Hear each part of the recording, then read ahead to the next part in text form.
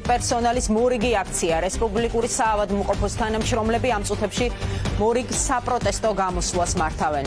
ამბობენ, რომ პროტესტი იქამდე გაგრძელდება, სანამ მოთხოვნები არ დაკმაყოფილდება. შეაჩერონ ცენტრალური საავადმყოფოს შენობის ნგრევა და ჯანდაცვის მინისტრმა უარი თქვას კომპენსაციების შეთავაზებაზე. ჩვენი კორესპონდენტი ნატა ჭელიშვილი აშუქებს მედიკოსების პროტესტს, ის გვიერთდება პირდაპირ ეთერში, გისმენთ ნატა.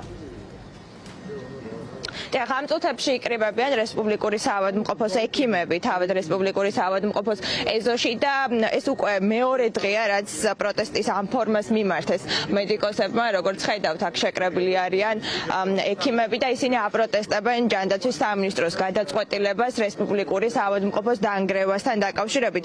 ჩვენთან ერთად იმყოფება გივი პისარევი, რესპუბლიკური საავადმყოფოს ქირურგი. ბატონ გივი, კიდევ ერთხელ მაყურებლისთვის რომ განვმარტოთ, რატომ არის მიუღებელი ექიმებისთვის ჯანდაცვის სამინისტროს ეს გადაწყვეტილება და აქვე გკითხავთ გუშინვე გადმოგეგზავნათ შეთავაზებების დოკუმენტიც, ხო? ეს ფორმაც თქვენთვის არის მიუღებელი. რატომ და რა არის ახლა თქვენი მთავარი მოთხოვნა? ჩვენი მთავარი მოთხოვნა არის იგივე და იგივე უწყვეტობა, ანუ სამკურნალო პროცესის უწყვეტობა. ეს არის ჩვენი მოთხოვნა. რაც შეეხება აღნიშნულს, რატო არის ჩვენთვის მიუღებელი ეს, ხო? იქ ლაპარაკია მხოლოდ და მხოლოდ ერთზე, ანუ კლინიკის დახურვა დაახლოებით 15 თებერვალს, ანუ ლაპარაკია ორ კვირაზე და სახლში წასვლა გარკვეული კომპენსაციებით. ეს აღნიშნული არასდროს არ ყოფილა ჩვენთვის მისაღები. მე გულისხმობ მარტი-აპრილის თვიდან მოყოლებული, ხო? ანუ ჩვენთვის ყოველთვის მთავარი მიზანი იყო უწყვეტობა. თუნდაც აიო რამდენი წუთი აქ ვართ, 10 წუთი არის შეკრებილი, ხო? ეს ამა წუთის განმავლობაში ორი სასწრაფო არის უკვე აქ რა. ანუ ეს კლინიკა ამ რეჟიმშიც კი მუშაობს ძალიან აქტიურად. ეს არ არის მარტო ჩვენი საჭიროება, არის ასე ვთქვათ ქვეყნის საჭიროება, რომ ეს კლინიკა მუშაობდეს უწყვეტად, ხო? გუშინავს თქვით და დღესაც თქვით, რომ ანუ კლინიკა არ არის ტერიტორიული ერთეული, კლინიკა არის ადამიანები, კოლექტივი, სამედიცინო და ადმინისტრაციული პერსონალი ერთად აღებული. ჩვენ მაგაზეც გამოცხადეთ ვზაობა, რომ ადეკვატურ შენობაში კლინიკის ასე ვთქვათ ეკვივალენტში, ასე რომ ვთქვათ, შევძლებთ მუშაობის გაგრძელებას. მაგაზეც არ გვაქვს ჯერჯერობით რამე დადებითი, ასე ვთქვათ, გამოხმაურება, ფიდბექი, ასე ჟარგონი რო ვიხმაროთ, ხო?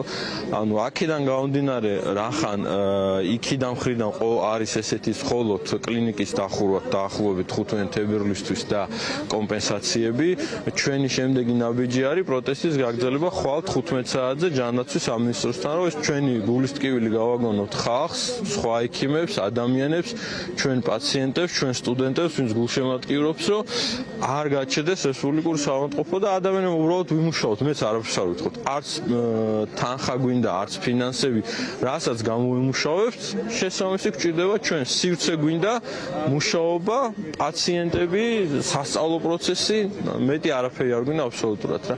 არც თქვათ ის ფინანსებზე ვართ ჩვენ ორიენტირებული, რაღაცა 3 წელი სახში ვიჯდეთ და თანხები ავიღოთ უფასოდ, ასე ვთქვათ, ჩვენ გვინდა რასაც გავიმუშავებთ და გავიმუშავებდით იმის შესაბამისი, ასე ვთქვათ, ანაზღაურება. მე ჩვენ არაფერს არ ვიტყობ. აი, გადაწყვეტილების გამოცხადების შემდგომ, როგორც ვიცით, მოვიდნენ ჯანდაცვის სამინისტროს წარმომადგენლები და ჰქონდათ მათ თქვენთან, ასე ვთქვათ, უშუალოდ გაგაცნეს ეს გადაწყვეტილებაც, ხო? მას შემდეგ თუ იყო კომუნიკაცია სამინისტროს მხრიდან და ასე ვკითხავთ ექსპერტიზის დასკვნებიც, რომლის საფუძველზეც მიიღო ეს გადაწყვეტილება სამინისტრომ, თუ კომუნიკაციას რაც მოგაწოდათ კომუნიკაცია იყო წერილობითი, თქვენ რა თქვით, რომ ეს ბრძანება, რომელიც გულისხმობს 5 თებერვალამდე პერსონალის წევრმა უნდა მიიღოს გადაწყვეტილება კომპენსაციის რომელ პაკეტს ირჩევს.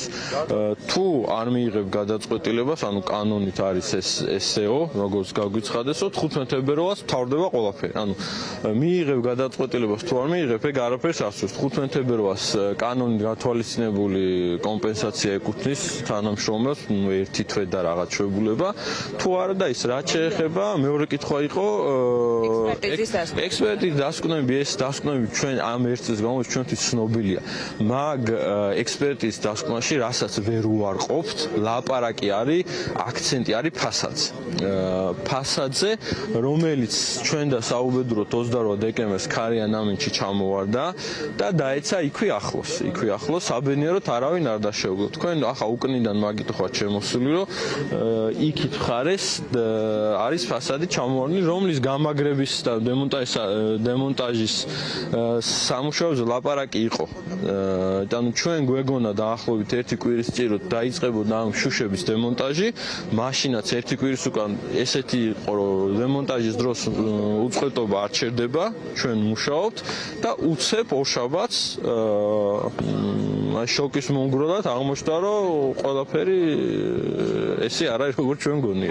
მადლობა, თქვენ პირდაპირ ეთერში უსმენდით რესპუბლიკური საავადმყოფოს ქირურგს, მოკლედ ასეთია ვითარება, როგორც ხედავთ, აქ იკრიბებიან მედპერსონალი და მათი მთავარი მოთხოვნა არის ის, რომ ჯანდაცვის სამინისტრომ გააუქმოს გადაწყვეტილება რესპუბლიკური საავადმყოფოს დანგრევასთან დაკავშირებით. მასშტაბურ აქციას კი მედპერსონალი გამართავს ხვალ 3 საათზე ჯანდაცვის სამინისტროსთან.